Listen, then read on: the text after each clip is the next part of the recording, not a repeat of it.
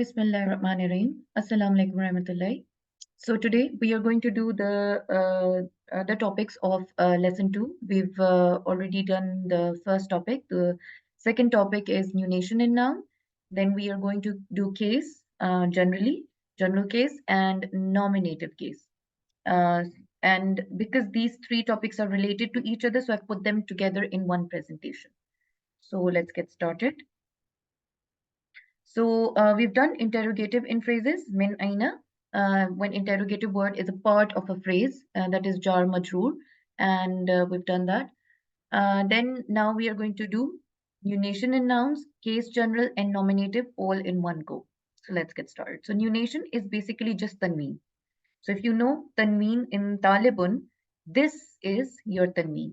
Okay, the it can be two fatha, two kasra, or two dhamma. And this sound in the end is basically produced by tanween, nunation. This basically indicates the indefiniteness in a noun, which means it is common. In common language, we say a noun is common, and it has indefinite article like a or an, like an apple, a table, a chair, an elephant. So basically a common noun. Now, noun is made definite when you add a definite article. In Arabic, that is al. In English, it is the. Let me just add it here. Yeah, so the, which is added, al is added in an ism to make it definite, and nunation is dropped. So over here, if you see talibun, a student, at-talibu, the n is gone, the tanween is gone, and it is the student. Talibatun, the n is there, the n sound, which is a student, which is common, which is indefinite. At-talibatu, which is the student, it's made definite with adding al. Now, also remember that names of cities, countries, and female persons do not take nunation. So these are a few pointers that most of the names of the cities and countries do not take nunation. Example, most of them, by the way. Uh, I think all of them. Yeah, anyway, so a name of countries, a name of cities and countries, I think all of them, and female persons do not take nunation. So feminine names. Examples are Beirut, Beirutu, Lubnanu, or Maryamu. So these are the examples. Now, case general. So what is it? Now, in a sentence, a word function, when you want to determine a word's function, it will depend upon the order of that word. That in the sentence, where do you see that word? Over here, if you see the student is in the beginning, invited is in the second place, and the teacher is in the end. In the second sentence, you see the teacher, you flip the order, the teacher is in the beginning, invited is in the same place in the second number, and the student has gone in the end.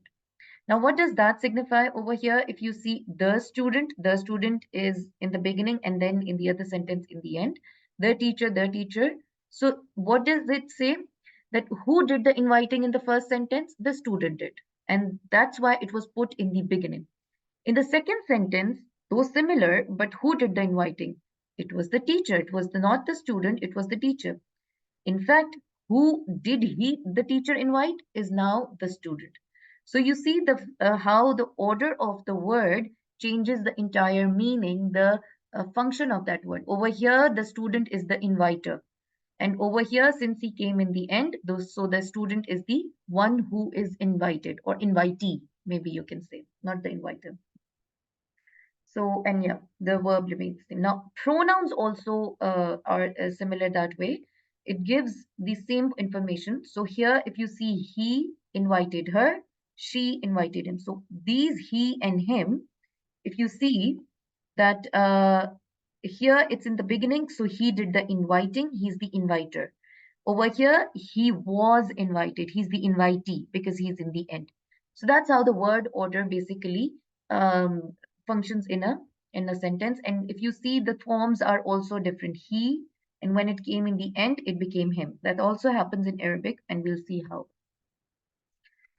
So forms of noun, yeah, as I said, forms of pronouns. So, sorry, not noun. Pronouns is different. Here it was she because she's the one who's invited, but as soon as it became the invitee, it became her.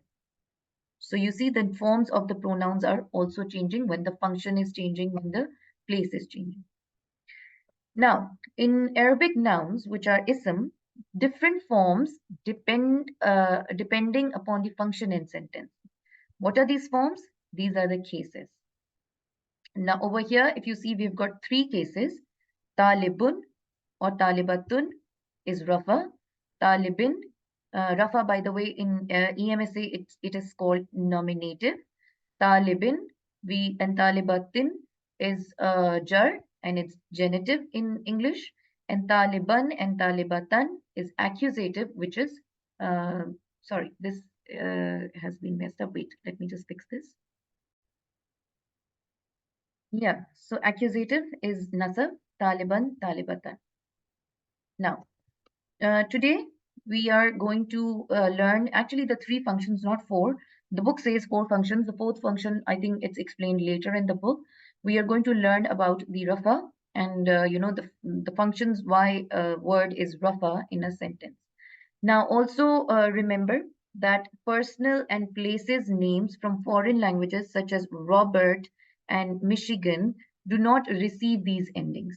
So these are foreign language words, Michigan, Robert, and they're not like Arabic words. So they don't receive these nunations. Now, let's look at the nominative case. So citation form, basically in the book also, if you see the titles and headings and the lists and mentioned in grammar and notes, these are all rafa. So hal hazihi babun. So this is inside site. These quotation marks. This is in quotes. So it is rafa. Then An-Nasul Asasiyu in the beginning of the chapter, if you see that basic text, that is also title and heading. So it is Rafa. Ustadun wa Talibun is the title. So that is also Rafa. In this, the word. So is this word? So this could be this word, this door. When it's coming when anything comes in quotes, it becomes Rafa. So you understand that? Outside that, you will understand that, by the way, when we, study further. But for now, just understand that, citation is rafa. Now, jumla ismiya, you see a mubtada, subject, and khabar, a predicate. They are also uh, rafa. So Salimun is mubtada, Taliban is khabar, and they are both, you can see, rafa.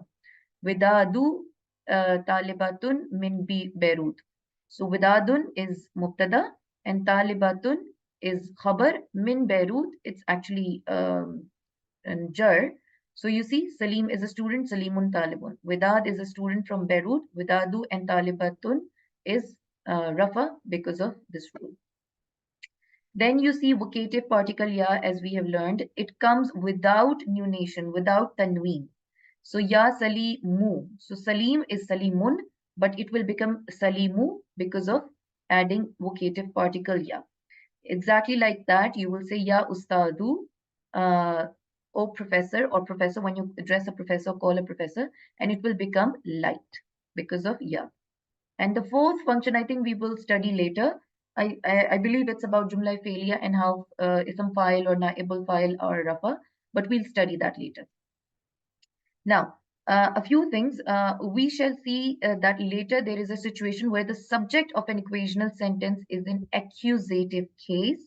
That is the mubtada. If you, I don't know, some of you would know that when a harf nasab comes with it ismu nasab, ismu, let's say inna or anna, and ismu anna and ismu nasab, they are nasab in form. So, the second part of the after the harf nasab, the ism that comes with it is accusative. It's nasab, and we will read that. We will study about that later. And that the predicates of verbs are also in the accusative. Yes, so kana, we will learn that. So we will learn that later, inshallah. So this brings us to the end of the presentation. to these three topics. If there are any outstanding questions, please feel free to ask on the group, and one of us will be able to help you, inshallah. Assalamu alaikum warahmatullahi.